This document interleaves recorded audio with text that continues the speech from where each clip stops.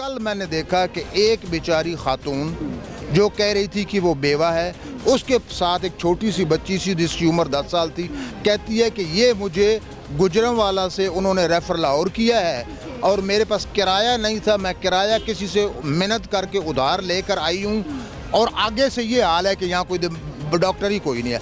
ये एक एग्जाम्पल है। तो इस तरह का अब उस बेचारी के वो बैठी रो रही थी बाहर, तो आप देखें कि कितने मजालिम हो रहे हैं। अच्छा सर, डॉक्टर्स तो कह रहे हैं हमने बस ओपीडी बंद की है, हम ऊपर नीचे इधर आसपास जो है वो कमरों में जो मरीज इस तरह का आता है उसको चेक कर रहे हैं। डॉक्टर्स तो ये कह रहे हैं हमें।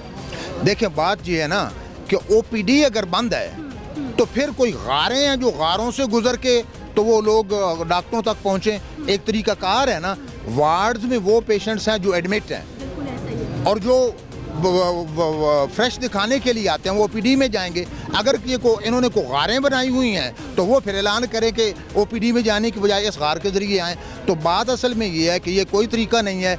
अगर इनको कोई ग्रीवेंस है, अगर इनको कोई एतराज़ है तो ये एप्रोप्रिएट प्लेटफॉर्म पे लिख के अपनी कंप्लेंट करें और वो जो एप्रोप्रिएट अथॉरिटी हो वो इनको एड्रेस करे। देखें डॉक्टर्स अस्पताल स्ट्राइक पे जा रहे हैं तो क्या बीमारियां भी स्ट्राइक पर जाती हैं?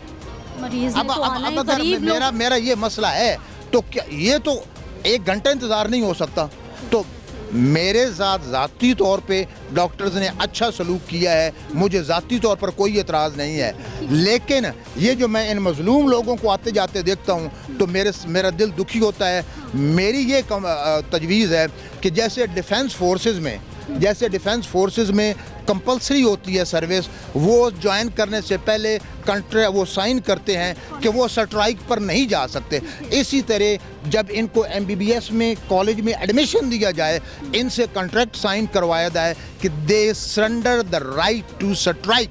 क्यों? ये कंपलसरी एसेंशियल सर्विस होनी चाहिए।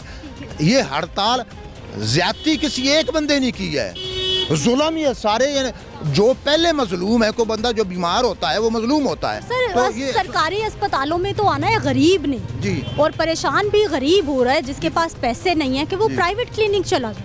जी, यही तो मैं कह रहा हूँ ना कि अगर ये स्ट्राइक गवर्नमेंट अस्पतालों में कर रहे हैं, वहाँ जाके प्राइवेट अपने क्लिनिक तो चलाते हैं जहाँ हज़ारों फीस लेते हैं। अगर ये स्ट्राइक कर रहे हैं वहाँ भी स्ट्राइक करें ना।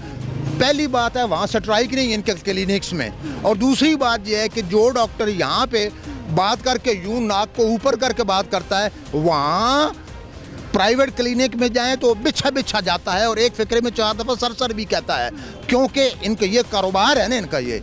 तो देखें जो अच्छे डॉक्टर हैं मैं उनकी तारीफ़ करता हूँ, लेकिन जो बदमाशी कर रहे हैं उन्हें कोई एहसास नहीं होना चाहिए। मैं आपको एक तारीख़ की मिसाल देता हूँ। तारीख़ ये बताती है कि पूरे पाकिस्तान की तारीख़ में सिर्फ एक दफ़ा पुलिस गई थी स्ट्राइक पर, तो उस वक़्त के वज़ीर आला वो पुलिस समझी कि भाई हम स्ट्राइक पे जाएंगे तो अब ये गवर्नमेंट जो हमारे पाँव में गिर जाएगी। लेकिन उस वक़्त के वज़ीर आला ने कहा था तुम स्ट्राइक करना चाहते हो, जाओ।